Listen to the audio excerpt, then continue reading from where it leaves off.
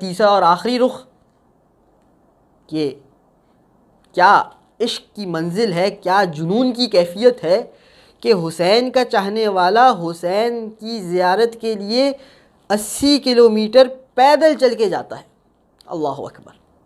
یہ جنون، یہ ولولہ، یہ جذبہ، یہ عشق کی منزلت، یہ وہی منزلت ہے جو میدان کربلا میں جب ایک مرتبہ ایک صحابی مولا حسین کا میدان کربلا کی طرف جاتا ہے اور جاتے جاتے لشکر شام کو مخاطب کرتے ہوئے کہتا ہے کہ تم میرے ساتھ جنگ کرنا چاہتے ہو، یہ لو میں اپنی زرہ اتار کے پھینک دیتا ہوں، بغیر زرہ کے لڑوں گا تمہارے ساتھ۔ پھر آگے بڑھتا ہے، تم لڑنا چاہتے ہو، لو میں اپنا نیزہ بھی پھینک دیتا ہوں، بغیر نیزے کے لڑوں گا میں۔ پھر اور آگے بڑھتا ہے، تم میرے ساتھ لڑنے چاہتے ہو، لو میں تلوار بھی پھینک دیتا ہوں، تلوار بھی پھینک دیتا ہے۔ کسی نے سوال کیا کہ اے صحابی کیا تو مجنون تو نہیں ہو گیا؟ تو آگے سے جواب کیا آیا؟ حب الحسین اجننی، حسین کی محبت نے واقعاً مجھے دیوانہ بنا دیا ہے۔ یہی وہ دیوانگی ہے جو یوم اربعین کی زیارت پہ ہمیں کربلا میں نظر آتی ہے کہ یہ دیوانگی کی حد تک عشق نہیں تو کیا ہے کہ جو عاشق ہے وہ معشوق کی زیارت کے لیے گاڑیاں ہیں پھر بھی پیدل جایا کرتا ہے، 3 دن 4 دن 5 دن سفر میں لگا دیتا ہے، لیکن پیدل اپنے معشوق کی زیارت کے لیے جاتا ہے۔ اور اس سفر کا، ان قدموں کا جو اٹھتے ہیں اور رکھے جاتے ہیں کربلا کی طرف جانے والے رستے پر، کیا اجر و ثواب ہے؟ چھٹے امام ہی سے روایت ہے، کتاب کامل الزیارات جس کا حوالہ میں عرض کر چکا، مولا فرماتے ہیں من اتا قبر الحسین ماشین، جو پیدل چلتے ہوئے میرے جد سید الشہداء کی زیارت کرے گا، کتب اللہ لہ بکل قدم یرفعها ویضعها اتقا رقبۃ من ولد اسماعیل۔ اللہ اکبر! یہ شخص جو پیدل میرے جد حسین سید الشہداء کی زیارت کی جانب جا رہا ہے، یہ اپنا قدم اٹھائے گا اور اس کو واپس زمین پر رکھے گا، اس دوران ہی میں خدا اس کے نامہ اعمال میں اس بات کا ثواب لکھ دے گا کہ اس نے خدا کے نبی اسماعیل کی اولاد میں سے کسی ایک غلام کو آزاد کیا ہو۔ اللہ اکبر! یہ شخص قدم اٹھائے گا، یرفعها ویضعها، اٹھائے گا، اور جتنے میں یہ شخص قدم رکھے گا اس کے نامہ اعمال میں ایک عام غلام آزاد کرنے کا ثواب نہیں، خدا کے نبی اسماعیل کی اولاد میں سے ایک غلام آزاد کرنے کا ثواب لکھا جائے گا۔ یہ ہے اس رستے پر پیدل چلنے کا ثواب کہ ہر قدم پر، اور روایات میں نے جیسے کہ آپ کی خدمت میں شروع میں عرض کیا تھا، ان 3 حصوں میں جو گفتگو کو تقسیم کیا گیا ہے، ہر حصے پر بے حد روایات ہیں کہ ہر قدم جو انسان اٹھائے گا اس کی 1000 گناہ بخش دیے جائیں گے، 1000 نیکیوں میں اضافہ ہو جائے گا، اس کے خدا کے نزدیک جو رتبے ہیں، جو مرتبے ہیں، جو درجات ہیں، ان میں 1000 درجات کا اضافہ ہو جائے گا۔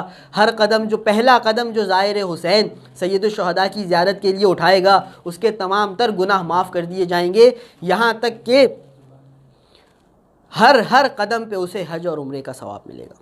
اس قدر روایات اس حوالے سے موجود ہیں۔ اور آخر میں اس گفتگو کو اختتام پر پہنچاتے ہوئے میں صرف ایک روایت اور آپ کی خدمت میں عرض کرنا چاہتا ہوں کہ ہم دیکھتے ہیں، یقیناً ہم اور آپ سب کی تمنا ہے کہ ہمیں خدا سید الشہداء کی زیارت نصیب فرمائے اور خدا اس وبا کا خاتمہ فرمائے جو ہم میں اور سید الشہداء کی زیارت میں حائل بن گئی ہے، مانع بن گئی ہے۔ لیکن ہم نے دیکھا بھی ہے، سنا بھی ہے، آپ نے بھی دیکھ رکھا ہے کہ جو اس رستے پر جاتے ہیں، جو زائر ہوتے ہیں، کہیں گرمی ہے، تپش ہے، سورج ہے، انسان کے جلد کی رنگت تبدیل ہو جاتی ہے، پسینہ آتا ہے، تو گویا میرے اور آپ کے چھٹے امام اپنے علم امامت سے یہ تمام مناظر دیکھ چکے ہیں، اور یہ تمام مناظر دیکھ کر میرے اور آپ کے چھٹے امام ان تمام مناظر کے حوالے سے دعا بھی فرما چکے ہیں۔ آخری روایت جو میں آپ کی خدمت میں پیش کرنے جا رہا ہوں، میرے دامن وقت میں گنجائش نہیں ہے،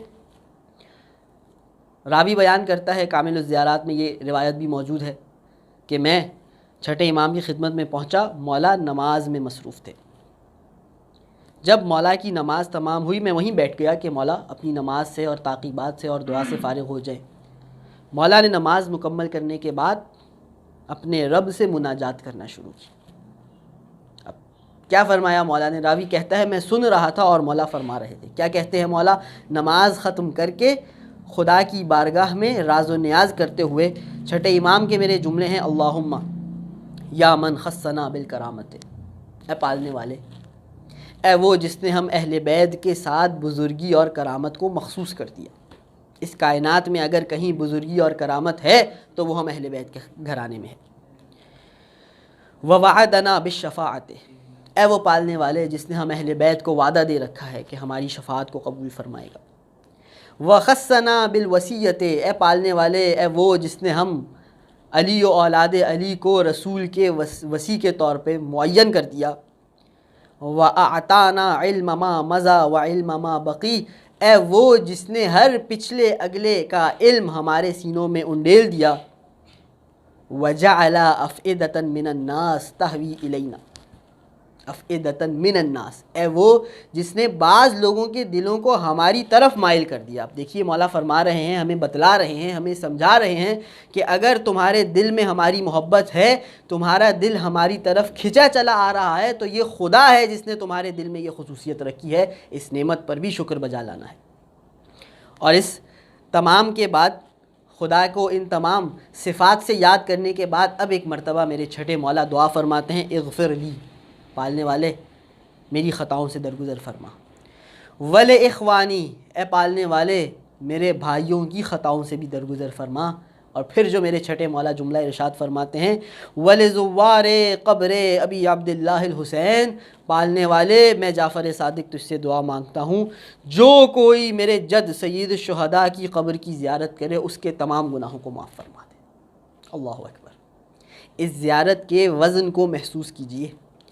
وہ ذات جو اپنے زمانے کی امامت جس کے کاندھوں پر ہے، وہ ذات جو زمین پر حجت خدا ہے، وہ ذات کہ آدم کی دعا جس کے وسیلے سے قبول ہوتی ہے، نوح کی دعا جس کے وسیلے سے قبول ہوتی ہے، ابراہیم کو اگر آگ سے نجات ملتی ہے تو اس کے وسیلے سے ملتی ہے، موسیٰ کی دعائیں اس کے وسیلے سے قبول ہوتی ہیں، عیسیٰ کی دعائیں اس کے وسیلے سے قبول ہوتی ہیں. کائنات میں جو دعا بھی خدا قبول کرتا ہے تو اس ذات یعنی اہل بیت کے وسیلے سے قبول کرتا ہے. وہ ذات خود دعا کر رہی ہے، اور دعا کیا کر رہی ہے کہ اے پالنے والے جو میرے جد امام حسین کی زیارت پہ جائے تو اس کے تمام گناہوں کو معاف فرما دے. اللہ اکبر. دعا میرے چھٹے مولا کی بہت طویل ہے، چند جملے میں صرف آپ کی خدمت میں اور اس دعا کے بیان کروں گا. مولا فرماتے ہیں فرحم تلک الوجوہ التی غیرتها الشمس، اے پالنے والے ہمارے جد سید الشہداء کی زیارت پہ جو لوگ جاتے ہیں، سورج کی کرنیں پڑتی ہیں، ان کے چہروں کے رنگ متغیر ہو جاتے ہیں. پالنے والے میں جعفر صادق تجھ سے دست بستہ دعا مانگ رہا ہوں، ان چہروں پر اپنی رحمت نازل فرما. یہ کون کہہ رہا ہے؟ جو رحمتاً للعالمین کا نواسا ہے، جو رحمتاً للعالمین کا جانشین برحق ہے، وہ خدا سے رحمت طلب کر رہا ہے سید الشہداء کی زیارت کرنے والوں کے لیے. وارحم تلک الخدود التی تتقبل علی حفرت ابی عبداللہ الحسین، وہ رخسار جو جا کر قبر ابی عبداللہ سے مس ہوتے ہیں، پالنے والے ان رخساروں پر اپنی رحمت نازل فرما. وارحم تلک الاعین التی جرت دموعها رحمتا لنا، اے پالنے والے جن آنکھوں سے ہماری محبت میں آنسو کے قطرے نکلیں، پالنے والے ان آنکھوں پر اپنی رحمت نازل فرما. وارحم تلک القلوب التی جزعت واحترقت لنا، پالنے والے ہماری مصیبتوں پر جو دل جل کر کباب ہو جاتے ہیں، پالنے والے جن دلوں میں آگ بھڑک اٹھتی ہے، ان دلوں پر اپنی رحمت نازل فرما. وارحم تلک الصرخہ التی کانت لنا، پالنے والے ہمارے مصیبت پر جو کوئی چیخ مار کر گریا کرے تو اس چیخ پر اپنی رحمت نازل فرما. کیا دعا مانگ رہے ہیں چھٹے امام سید الشہداء کے زائر اور عزاداروں کے لیے. اور اس دعا کا آخری جو جملہ ہے، راوی کہتا ہے مولا نے یہ دعا ختم ایسے کی اللہم انی استودعک تلک الابدان و تلک الانفس، پالنے والے اے میرے خدا میں جعفر صادق سید الشہداء کی زیارت کرنے والے سید الشہداء کے عزاداروں کے جسموں کو بھی، ان کی روحوں کو بھی تیرے پاس امانت کے طور پر رکھوا رہا ہوں. پالنے والے حتیٰ توافیہم من الحوض یوم العطش، پالنے والے یہ مجھ جعفر صادق کی امانت تیرے پاس ہیں، جب پیاس کا دن ہو، جب قیامت کا دن ہو، میری اس امانت کو حوض کوثر سے سیراب کر دینا۔ یہ وہ دعائیں ہیں جو چھٹے مولا نے سید الشہداء کی زیارت کرنے والوں کے لیے لکھی ہیں۔